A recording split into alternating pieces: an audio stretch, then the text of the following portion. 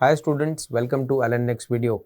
Now, इस video में we are going to tackle one question which is repeatedly and very frequently asked in examination, INI-CET examination, NEET PG examination, and this is a situation of drowning.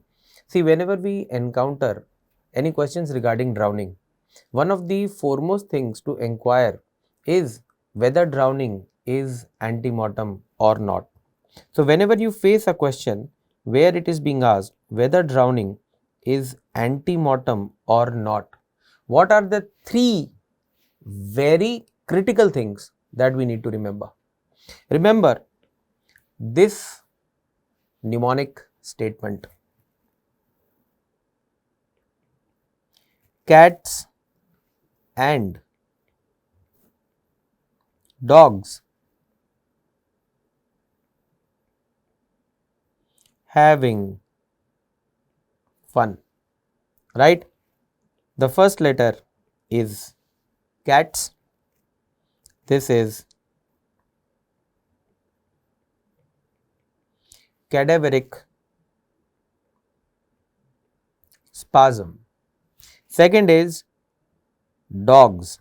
D for dogs, D for diatoms positive.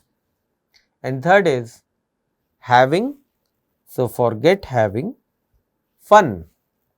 F for frothing. So, whenever you are thinking whether it is an antemortem drowning or not, look for these three findings. Is it cadaveric spasm positive? क्या cadaveric spasm है? If yes, it is antemortem drowning. क्या diatoms मिल रहे हैं?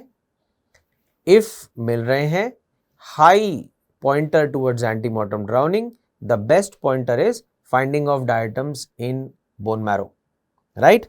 And third is क्या body में frothing मिल रही है? A kind of froth which is repeated means आप उसे wipe off करते हो, it keeps coming back. If these three findings are present in the question, you are looking at a scenario of antemortem drowning. Remember, cats and dogs having fun.